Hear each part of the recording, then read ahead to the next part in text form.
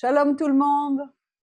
Merci d'être avec nous encore ce soir pour notre Beth Midrash virtuel où on enseigne la Torah en Yeshua depuis Israël.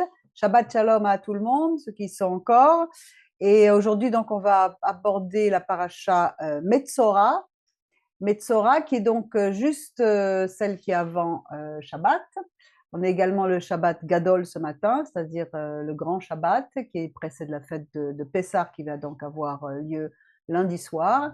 Et ces deux parachutes, elles nous parlent de plein de choses, notamment de purification. C'est-à-dire qu'en fait, là, on est vraiment dans une période de purification puisqu'on démarre l'année spirituelle avec Pessah, puisque Pessah, c'est donc le premier des mois, le mois de Nissan, et on parle de ces parachutes de Tazria, Metzora, qui sont sur la purification de la langue et les lois de pureté, et Pessar, Pessar ça veut dire la bouche pure, Pessar, qui est également sur la purification de la langue, puisque tout le Seder de Pessar se passe autour de manger, donc avec la bouche, et de parler, de raconter la Haggadah. Donc, puisque ce message porte sur la nécessité justement de se purifier, Pessar nous apparaît donc comme une fête de délivrance pour nous délivrer de tous les péchés de notre chair, en fait. Et c'est pour ça que je vous invite de nouveau, avant qu'on parte, je fais quelques annonces, à venir participer à tous nos groupes de guérison que l'on fait. Il y en a un qui démarre le 6 mai prochain, d'accord? Ça va être le 11e, on est bientôt un 12e groupe qui est en route. Ça marche vraiment bien, ça fait du bien à tout le monde, ça transforme beaucoup de gens. Alors, avant que ça se remplisse trop, j'ai déjà des 2 autres groupes prochains qui sont déjà pleins. Alors, celui du 6 mai, il y a encore de la place, inscrivez-vous. Et vous verrez, ça transformera beaucoup de choses dans votre vie. Et sinon, on a ouvert un autre cours qui s'appelle le Tfila Club, où on apprend comment mettre en pratique les fêtes, les prières, etc. Ça se passe quand il y a des fêtes un petit peu avec des rendez-vous rapprochés, tous les mercredis, et sinon ça se passe de temps en temps, où on apprend un petit peu avec comment faire, comment mettre en pratique, comprendre la pensée juive, etc. Et donc ce cours, il est en direct, il est ouvert au public en Zoom, mais tout ce qui est enregistrement, PDF, messages et tout sont réservés pour les membres qui ont une formule d'étude sur le site. Alors allez voir, renseignez-vous, envoyez-nous un mail. Et enfin, avant de commencer, faites-nous des likes, des commentaires, partagez les vidéos afin que ça touche le maximum de personnes. Plus la lumière se répand, plus la présence du Messie va se faire forte. Alors travaillons tous ensemble à sa révélation. Alors Metzora et Tazria, ça va en général ensemble, mais là, comme cette année, on a eu une année, on a eu 2 mois de Hadar, on a donc partagé en deux les parachutes. La semaine dernière, on a étudié Tazria, cette semaine Metzora, ça parle toutes les deux de la Lashon Hara, c'est-à-dire de la mauvaise langue, et là, on étudie la seconde partie. Alors, c'est ici la loi du lépreux, Torah Tametzora, au jour de sa purification. Donc, encore une fois, Torah, ce n'est pas un mot loi, ça veut dire instruction. C'est l'instruction pour le Metzora au jour de sa purification. On a vu avec la dernière paracha que la plaie de cette maladie, qui était appelée faussement lèpre, parce que ce n'est pas exactement une lèpre comme on l'entend aujourd'hui, elle était liée au péché de médisance. Dans le livre de Nombres, on voit Myriam, qui est la sœur de Moshe, qui est frappée justement de tsaraat. Tsaraat, ça veut dire lèpre. Okay, je vais employer ce mot souvent, parce qu'elle avait critiqué Moshe. Donc, remettons les choses en place, elle a critiqué Moshe, elle lui reprochait de ne plus être avec sa femme, parce que Moshe, lui, en étant constamment dans la présence de Dieu, n'avait pas de rapport avec sa femme, parce qu'il ne voulait pas être en état d'impureté rituelle, de mort. On a étudié ce que c'était la semaine dernière, c'est-à-dire que quand il n'y a pas la vie, il y a la mort. Donc, il s'était séparé de sa femme. Or, dans le judaïsme, on ne se sépare pas de mari et femme. Donc, elle lui reprochait ceci. Et donc, il est dit, et pourquoi n'avez-vous pas craint de parler contre mon serviteur, contre Moshe? Et la colère de l'Éternel s'embrasa contre eux, il s'en alla. Et la nuée se retira de dessus la tente, et voici Myriam était lépreuse, Metzorat, comme la neige, et Aaron se tourna vers Myriam, et voici elle était lépreuse. Alors le Midrash nous enseigne que le mot Torah est relié 5 fois au terme Metzora, dans Lévitique 13, 14, etc. C'est-à-dire qu'en fait, celui qui parle mal contre son prochain transgresse les 5 livres de la Torah. Et Jacques nous dit, on va observer beaucoup de l'épître de Jacques, il nous dit, ne parlez pas l'un contre l'autre frère, celui qui parle contre son frère ou qui juge son frère parle contre la Torah, et il juge la Torah. Or, si tu juges la Torah, tu n'es pas observateur de la Torah, mais tu es un juge. Il se trouve d'ailleurs que dans dans ce verset de chaque 11, et vraiment merci Seigneur pour le ridouche, c'est qu'en fait il y a 5 fois le mot Torah, comme les 5 fois où il est question du Metzora dans Lévitique, et qui nous enseigne qu'on transgresse les 5 livres de la Torah. Jacques confirme cela, puisqu'en fait on vient de lire 4 fois, plus et à la fin il dit mais un juge c'est en faire un donneur de Torah. Donc on a 5 fois en grec le mot de Torah, ou la racine du mot de Torah. Donc Jacques confirme la paracha de Metzora. Alors le mot Metzora, c'est l'acrostiche de Motzi Shem Ra, c'est-à-dire le diffamateur, celui qui dit des choses sur les autres. Et les péchés à l'origine de la Tsaraat, on l'avait vu aussi la semaine dernière, sont au nombre de 11 ou 7, ça dépend les sources, mais en tout cas ça comprend l'idolâtrie, le blasphème, l'impureté, le vol, la médisance, le faux témoignage, le jugement injuste, le serment vain, le vol, provoquer des querelles entre les frères, mauvais œil apparenté à la varice. En fait, la lashon hara, cette mauvaise langue, c'est le péché le plus grave de tous ceux concernés par cette plaie qui revêtait la forme la plus maligne, car en fait, celui qui pratique la médisance ou la calomnie renie la Torah, c'est-à-dire la parole de Dieu. En effet, quand on critique ou qu'on maudit quelqu'un, on a au moins 3 personnes qui sont touchées, au moins, et qui se meurtrissent elles-mêmes, parce qu'en fait, on a la personne qui diffame, qui raconte des choses, vraies ou fausses, peu importe, quand on dit des choses sur les autres, la personne ou les personnes qui écoutent et qui croient ce que la personne leur dit, et la victime elle-même. Alors, il fallait un châtiment pour cela, et la personne qui était frappée de la tsaraat était soumise à des lois d'isolement. Pourquoi? Parce qu'en fait, comme elle avait calomnié une personne, provoquant son isolement dans l'esprit de plusieurs, parce qu'une fois qu'on entend quelque chose sur quelqu'un, on va plus regarder, et qu'on y croit, on va plus regarder cette personne si on la rencontre de la même façon, donc on va y faire une distance. Elle va être isolée. Donc la personne qui avait généré ça était elle-même isolée, elle était corrigée de la même façon, coupée de la société pour mesurer les conséquences de son acte vis-à-vis d'un membre du peuple. Et beaucoup de ces mesures étaient en fait semblables à celles que l'on observe pour un deuil. C'est-à-dire qu'en fait, ce péché est apparenté à une mort. C'est la même chose. Donc, un état d'impureté rituelle, c'est ce qu'on a vu la semaine dernière. Alors, le Metzora a été exclu du camp, tout comme Myriam. Et Myriam demeura exclue hors du camp 7 jours. Il devait déchirer son vêtement, comme dans le cas d'un deuil. Le lépreux en qui sera la plaie aura ses vêtements déchirés et il criera impur, impur. Il devait laisser pousser ses cheveux, qui sont aussi un signe de deuil. Il devait se couvrir la bouche pour avoir diffamé son prochain et porter un voile sur la tête comme un mort. Il criait devant lui impur, impur, afin que ceux qui le croient puissent prier pour sa guérison. Et même en plus, dans ce châtiment, il y avait une miséricorde qui est exigée de la part des autres, c'est-à-dire que quand on voit quelqu'un qui a des problèmes, eh bien on va prier pour lui, on ne va pas le condamner. Ensuite, tout le monde était concerné, ça pouvait toucher tout le monde, c'est-à-dire un roi comme un paysan. Le roi Uzziah fut lépreux jusqu'au jour de sa mort. Et cet isolement, ça donnait l'occasion de se repentir, de réfléchir sérieusement sur les conséquences de ce péché de diffamation qui est haïssable aux yeux de Dieu. Puisqu'il est dit dans différents psaumes, entre autres le psaume 15, « Éternel, qui séjournera dans ta tente? Qui demeurera en ta montagne sainte? Celui qui ne médit pas de sa langue, qui ne fait pas de mal à son compagnon, qui ne fait pas venir le propre à son prochain. » Parce que quand on fait cette lashon hara, c'est exactement ce qu'on fait. On fait du mal, on médit, donc on fait du mal et on fait venir l'opprobre sur l'autre. Ensuite, proverbe. Celui qui fait le mal est attentif à la lèvre d'iniquité. Le menteur prête l'oreille à la langue pernicieuse. Le vent du nord enfante les averses et les visages indignés, une langue qui médite en secret.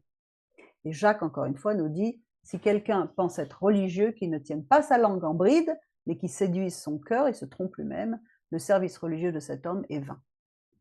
Alors, il y a quelques exemples de médisance dans la Bible. Le premier qui avait utilisé la langue de vipère, c'est le serpent, bien entendu. Dieu a-t-il vraiment dit? Il a séduit donc Chava, qui elle donc a séduit son mari, etc., etc.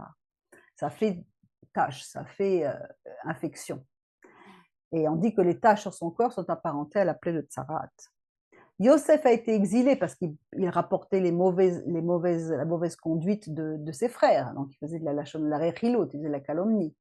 Moshe, après avoir douté de ses frères israélites au départ, ils ne croiront pas. il a été frappé de la lèpre sur sa main. À cause du mauvais rapport des espions sur la terre promise, le peuple a été contraint d'errer pendant 40 ans, parce qu'ils avaient cru à ses critiques. Doeg, qui a calomnié David devant Shaoul, qui a déclenché le meurtre de 85 prêtres de la ville de Nob. Shaoul, qui a accepté la calomnie, qui a été tué par la suite par les Philistins. Géhazi, qui est le serviteur d'Élisha, Élisée, qui a profané le nom de Dieu en prétendant que son maître l'avait envoyé pour prendre un présent. Il a été maudit par la plaie de Sarat. Ensuite, on voit qu'également Alexandre le forgeron qui s'est opposé à Paul, donc il a dû être puni aussi, peut-être pas de la même façon, mais il a été lui aussi. Et il est communément admis que la destruction justement du second temple survint entre autres à cause de ce péché de médisance, très destructeur à l'époque dans la population, parmi le peuple, parce qu'il y avait de la haine les uns entre les autres. Et là, c'est ce que crée la Lachon Hara, elle crée de la division et de la haine envers les autres, parce que l'un croit, on bâtit des murs les uns entre les autres. Et la tradition juive nous donne une interprétation très intéressante du processus de l'évolution de la plaie, qui va être utilisé, ce processus de l'évolution de la plaie, il va être utilisé pour corriger la personne.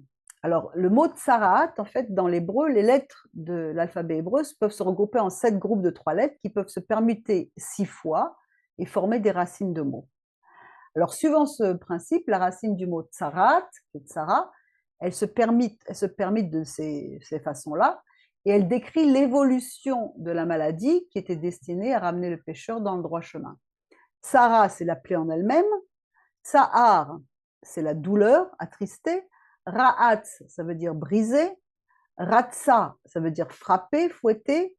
Tsa'atsar, stopper. Et arat, c'est rendre l'honneur à une personne que l'on craint et que l'on révèle. Et en fait, c'est décrit de cette façon-là, c'est que le Seigneur frappe, la douleur est forte, provoque un brisement, les souffrances sont occasionnées par la correction produit son effet, le pécheur se repent, il va essayer de maîtriser et contrôler sa langue pour finalement plier le genou en reconnaissance au Créateur qui châtie celui qu'il aime. Comme il est dit dans 2 Corinthiens 7, car la tristesse qui est selon Dieu opère une repentance à salut dont on n'a pas regret, mais la tristesse du monde opère la mort. Alors, on a vu que ce péché de médisance est comparable à un deuil dans ses prescriptions, et cela va nous être confirmé avec les lois de purification qui le concernent. Hors du camp, le lépreux devait être vu par le Cohen prendre 2 oiseaux et du bois de cèdre, de l'hysope, de l'écarlate trempée dans le sang d'oiseaux morts. Après l'aspersion par 7 fois, l'oiseau vivant était relâché dans le champ, et après une période de 7 jours, le lépreux passait alors par l'immersion totale de son vêtement et de son corps, après s'être rasé complètement.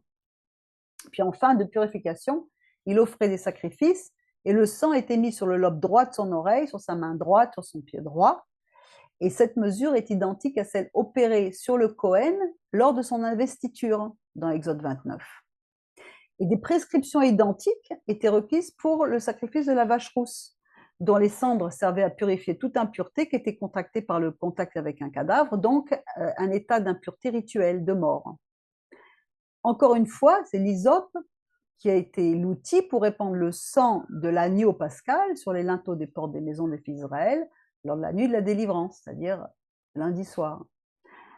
Le péché de médisance sème la mort spirituelle de ceux qui le pratiquent. On est coupé pour un moment de la présence divine. Et ceux qui sont victimes. Et du coup, il en résulte un état d'impureté rituelle qui entraîne l'exclusion du camp, puisqu'il n'y a aucun état de mort rituel qui peuvent être en présence du temple ni du prince de la vie. Je vous renvoie à la vidéo la semaine dernière. Et l'interdiction de servir dans le temple. La mort amène la séparation avec Dieu, l'exclusion du jardin d'Éden, du Mishkan et de la présence. La mort, en fait, c'est l'empêchement de servir Dieu et c'est contagieux. Tous ceux qui l'approchent sont déclarés impurs. Ça nous souille et c'est contagieux, comme il est dit dans Hébreux 12. Poursuivez la paix avec tous et la sainteté, sans laquelle nul ne verra le Seigneur, veillant de peur que quelqu'un ne manque de la grâce de Dieu, de peur que quelques racines d'amertume, bourgeonnant en haut, ne vous troublent et que par elles plusieurs soient souillés. Et dans Proverbe, il nous est dit, la mort et la vie sont au pouvoir de la langue, et celui qui l'aime mangera de son fruit. Donc la mort était nécessaire. C'est celle du premier oiseau, c'est une image du sacrifice du Kohen Gadol, parce que tout le lépreux devait être apporté au Kohen. Yeshua est notre Kohen. La vie était symbolisée par le second oiseau, qui est une image de la résurrection. L'aspersion du sang était nécessaire, c'est l'image de la puissance purificatrice du sacrifice. Le rasage du corps, ça rappelait la pureté du nourrisson, qui était un berbe, image de la nouvelle naissance. Et en fait, l'immersion dans les eaux vivantes nous parle de la tbila, c'est-à-dire du baptême biblique, et de la circoncision des cœurs. Et l'hysope était l'outil pour la purification des péchés, comme il est écrit dans Psaume 51. « Purifie-moi du péché avec de l'hysope et je serai pur, lave-moi et je serai plus blanc que la neige. » C'est sur une branche d'hysope également que l'éponge de vinaigre, dont le vinaigre c'est chometz, qui est la même racine que chametz, ça veut dire le levain, ça a été offert à Yeshua, tendu à Yeshua, qui va prononcer justement ces paroles qui nous vont amener cette liberté, la liberté de pouvoir marcher comme des gens propres sans tomber dans tous les travers de la Lachon Hara. Il nous dit, il y avait donc un vase plein de vinaigre, chometz, ils remplirent de vinaigre une éponge, ils l'ont mis sur de l'hysope qui nous purifie de nos péchés, ils la lui présentèrent à la bouche, et quand donc Yeshua eut pris le chometz, il dit, c'est accompli. Ayant baissé la tête, il remit son esprit. Il a porté pour nous tout le châtiment de la tsaraat. Il est celui qui nous purifie des liens de la mort engendrés par tous les péchés énumérés au début du commentaire. Il est celui qui nous purifie afin de nous rendre capables de rentrer encore dans sa présence et d'être investis comme prêtres, notre oreille, nos mains et nos pieds droits, qui représentent l'obéissance, l'action, le droit cheminement. Et c'est le Kohen Gadol suprême, le grand sacrificateur, qui nous déclare purs en toutes choses. Le nom de Kohen, le mot Kohen, n'est pas répété moins de 45 fois dans tous les passages consacrés à la Tsaraat, entre Lévitique 13, 1 à 47. Et il est celui qui nous corrige, qui nous reprend dans le creuset de l'épreuve, par des châtiments nécessaires, afin que tout notre être fléchisse devant sa sainteté et lui accorde toute la reconnaissance. Et cette guérison miraculeuse de la tsaraat, que seul le Kohen était apte à déclarer, c'est un signe messianique que vont reconnaître à l'époque les disciples, dont Yochanan Amadbil, Jean le Baptiste, et les nombreux religieux qui vont suivre le Mashiach. Puisqu'il leur dit dans Luc 7, entre autres, Yeshua répondant leur dit « Allez, rapportez à Yochanan les choses que vous avez vues et entendues, que les aveugles recouvrent la vue, les boiteux marchent, les lépreux sont rendus nets, les sourds entendent, que les morts ressuscitent, que l'évangile est annoncé aux pauvres. » Et après, on voit dans Matthieu, voici un lépreux s'approcha, se prosterna devant lui en lui disant, Seigneur, si tu le veux, tu peux me rendre pur. Donc il est là à notre portée pour nous aider à faire tout ça. Parce que tout ce qu'il veut, c'est que nous puissions arriver à passer par-dessus. Vous verrez dans la seconde vidéo, pour ceux qui suivent, on va discuter de la raison profonde qui nous conduise à pécher. Comment ça se fait? Comment ça se fait qu'on arrive à transgresser? Comment ça se fait qu'on n'a pas la victoire sur toutes ces choses-là? On va en parler en profondeur. Parce qu'il nous faut une réelle circoncision du cœur, et concrètement, qu'est-ce que ça veut dire? Alors la Torah nous enseigne 3 circoncisions.